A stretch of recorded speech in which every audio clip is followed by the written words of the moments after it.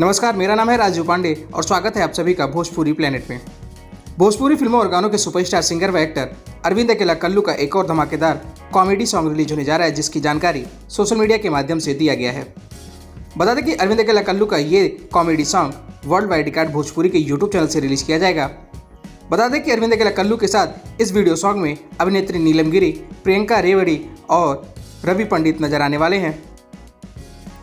आपको बता दें कि अरविंद अकेला कल्लू के इस नए गाने का बोल है लेला नेनुआ, जिसको आवाज़ दिया है अरविंद अकेला कल्लू ने और उसमें उनका साथ निभा रही हैं खुशबू तिवारी केटी। बता दें कि इस गाने को संगीत से सजाया है ADR आनंद ने, वहीं इस गाने को लिखा है यादव राज ने। चलिए अब जाते जाते आपको बता दें कि अरविंद अकेला कल्लू का ये धमाकेदार वीडियो सॉन्ग कब रिलीज किया जाएगा।